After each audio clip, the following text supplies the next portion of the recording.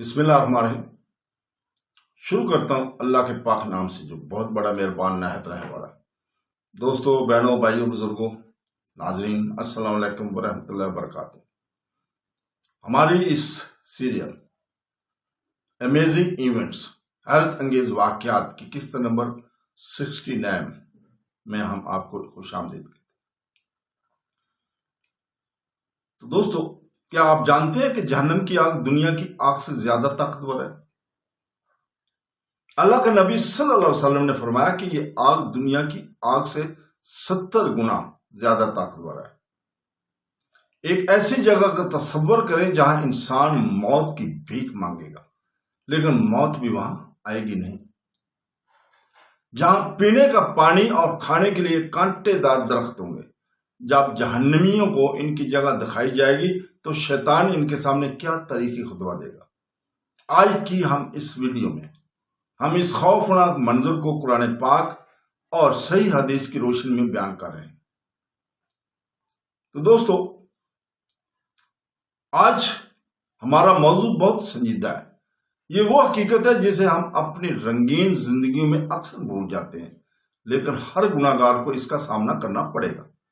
آج ہم جہنم کے عذاب کے بارے میں بات کریں گے تاکہ ہر اپنے دلوں میں اللہ کا خوف پیدا کر سکے اور ہر وقت اپنی اصلاح کر سکے۔ سب سے پہلے تو ہم سمجھتے ہیں کہ جہنم کتنی بڑی اور گہری ہے۔ صحیح مسلم کی حدیث نمبر 2844 میں حضرت ابو ہریرہ رضی اللہ تعالیٰ عنہ سے روایت ہے کہ وہ کہتے ہیں کہ ہم رسول پاک صلی اللہ علیہ وسلم کے پاس بیٹھے ہوئے تھے کہ اچانک کسی چیز کے گرنے کی بھاری آواز ہوئی۔ آپ صلی اللہ علیہ وسلم نے صحابہ سے پوچھا، کیا تم جانتے ہو کہ یہ آواز کس کی تھی؟ ہم نے کہا، اللہ اور اس کے رسول بہتر جانتے ہیں۔ تو آپ صلی اللہ علیہ وسلم نے فرمایا، یہ وہ پتھر تھا جو 70 سال پہلے جہنم میں اوپر سے پھینکا گیا تھا۔ یہ ابھی جہنم کی تہہ تک پہنچ گیا ہے۔ یہ ابھی جہنم کی تہہ تک پہنچ گیا۔ ذرا سوچئے، 70 سال کا سفر کرنے کے بعد وہ پتھر جہنم کی تہہ تک پہنچ گیا۔ یہ جہنم کی گہرائی ہے۔ اللہ تعالیٰ ہماری حفاظت فرمائے۔ اور وہاں آگ کیسے لگے گی؟ کیا یہ ہماری دنیا کی آگ کی طرح ہے؟ ہرگز نہیں۔ اس کا ذکر صحیح بخاری کی حدیث نمبر 3265 اور صحیح مسلم کی حدیث نمبر 2893 میں موجود ہے۔ رسول پاک صلی اللہ علیہ وسلم نے فرمایا، تمہاری دنیا کی یہ آگ جہنم کی آگ کا 70واں حصہ ہے۔ صحابہ نے عرض کیا، یا رسول اللہ، یہ دنیا کی آگ جلنے کے لیے کافی تھی۔ رسول پاک صلی اللہ علیہ وسلم نے فرمایا، لیکن جہنم کی آگ اس پر 69 مرتبہ چڑھائی گئی ہے، اور ہر حصے کی حرارت اس دنیا کی آگ کے برابر ہے۔ تو میرے بھائیوں، وہاں بھوک پیاس کا عذاب کیسے ہوگا؟ جب جہنمی بھوک سے نڈال ہوں گے تو کھانے کو کیا دیا جائے گا؟ قرآن پاک اس کا نقشہ کھینچتا ہے۔ سورہ الغاشیہ کی آیت نمبر 6 اور 7 میں اللہ تعالیٰ فرماتا ہے کہ ان کے لیے کانٹے دار جھاڑیوں کے سوا کوئی کھانا نہیں ہوگا جو نہ انہیں موٹا کرے گا اور نہ ان کی بھوک مٹا سکے گا۔ اور دوسری جگہ سورہ ادخان آیت نمبر 43 اور 46 میں اللہ تعالیٰ فرماتا ہے کہ بلا شبہ کانٹے کا درخت گناہ گاروں کی خوراک ہوگا، تیل کی بوند کی طرح جو گرم پانی کے کھلنے سے ہی پیٹ میں کھل جائے گا۔ حدیث میں ہے کہ کانٹوں کا درخت شیطانوں کے سروں سے جیسا ہوگا۔ اگر اس کا ایک قطرہ بھی دنیا میں گر جائے تو دنیا کا سارا نظام زندگی درم برم ہو جاتا ہے۔ اور جب وہ پیاس سے چیخیں گے، پینے کو کیا ملے گا؟ سورہ کہف کی آیت نمبر 29 میں اللہ تعالیٰ فرماتا ہے کہ اگر وہ پیاس سے چیخیں گے تو اسے ایسے پانی جیسے چیخیں گے جو پگھلے ہوئے تانبے کی طرح ہوگا، جو ان کے چہروں کو جلا دے گا۔ کتنا برا پینے والا ہے اور کتنی بری آرام گاہ ہے۔ مفسرین لکھتے ہیں کہ جیسے ہی وہ پانی کو اپنے منہ کے قریب لائیں گے، ان کے چہروں کی کھال منہ سے گر جائے گی، لیکن پیاس کی شدت ایسی ہوگی کہ وہ اس پانی کو کھولتا ہوا پیئیں گے، جو پیٹ میں داخل ہوتی ہے ان کی آنتیں کاٹ دے گا۔ عذاب یہیں ختم نہیں ہوتا، وہ کیسے ملبوس ہوں گے؟ سورہ الحج کی آیت نمبر 19 میں اللہ تعالیٰ فرماتا ہے کہ جن لوگوں نے کفر کیا ان کے لیے آگ کاٹ دی جائے گی اور ان کے سروں پر کھولتا ہوا پانی ڈالا جائے گا۔ وہ لوہے کے کیلوں سے مارے جائیں گے اور زنجیروں میں جکڑے جائیں گے۔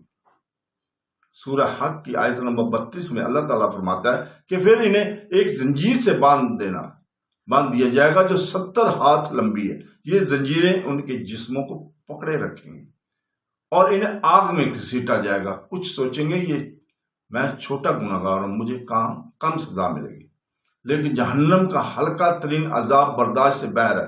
صحیح مسلم کی حدیث نمبر 213 میں حضرت نعمان بن بشیر رضی اللہ تعالیٰ بیان کرتے ہیں کہ رسول پاک صلی اللہ علیہ وسلم نے فرمایا کہ جہنمیوں میں سے سب سے ہلکا عذاب وہ ہوگا جس کے پاؤں میں 2 آگ ہوں گی اور اس کا اثر اس کے دماغ کو کھول لے گا. گویا اس کے برتن وہ سوچے گا کہ وہ سخت ترین سزا بھگت رہا ہے، حالانکہ یہ سب سے ہلکی سزا ہوگی. اگر اللہ تعالیٰ کی حفاظت ہلکے عذاب کی حالت ہے تو سخت عذاب کی حالت کیا ہوگی؟ جب تمام فیصلے ہو جائیں گے تو وہ جنت میں جائیں گے اور جہنم میں جکڑے ہوئے ایک عجیب منظر ہوگا. لوگ شیطان پر الزام لگائیں گے کہ تم نے ہمیں گمراہ کیا ہے. پھر شیطان کھڑا ہوگا اور ایسا خطبہ دے گا جو دلوں کو توڑ دے گا. قرآن پاک نے اس منظر کو بہت خوبصورت اور خوفناک انداز میں بیان کیا. سورہ ابراہیم کی آیت نمبر 42 میں اللہ تعالیٰ فرماتا ہے کہ شیطان کہے گا بے شک اللہ نے تجھ سے سچا وعدہ کیا تھا اور میں نے بھی تجھ سے وعدہ کیا تھا، لیکن وعدہ خلافی کی اور میرا تجھ پر کوئی اختیار نہ تھا سوائے اس کے کہ میں نے تجھے پکارا اور تو نے میری بات مانی. تو آج مجھ پر الزام نہ لگائیں بلکہ اپنے آپ کو ملامت کریں. آج نہ میں تمہاری فریاد سن سکتا ہوں اور نہ تم میری فریاد سن سکتے ہو. یہ سن کر جہنمیوں کو مایوسی ہوگی. وہ سمجھ جائیں گے کہ واپسی کا کوئی راستہ نہیں ہے. وہ جہنم کے رب سے موت کی بھیک مانگیں گے. وہ جہنم کے رب سے موت کی بھیک مانگیں گے. سورہ الزخرف کی آیت نمبر 77 میں اللہ تعالیٰ فرماتا ہے وہ پکاریں گے کہ اے رب، تیرے رب ہمارے کام ختم کر دے، یعنی میں موت دے دے. وہ جواب دے گی تمہیں یہیں رہنا پڑے گا. پھر موت کو پردے کی صورت میں لایا جائے گا اور جنت اور جہنم کے درمیان قربان کر دیا جائے گا اور اعلان کیا جائے گا کہ اے اہل جنت، اب کوئی موت نہیں ہے.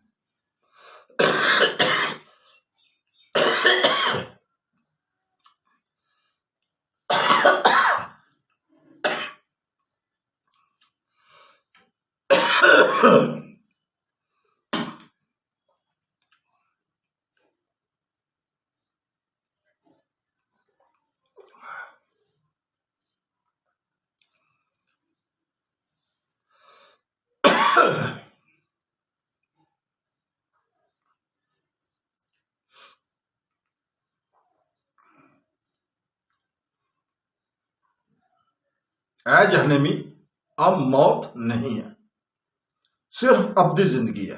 میرے بھائیوں اور بہنوں، یہ واقعات کہیں کہانیاں نہیں ہیں، یہ سب کچھ جاننے والے کی دی ہوئی سچی خبریں ہیں.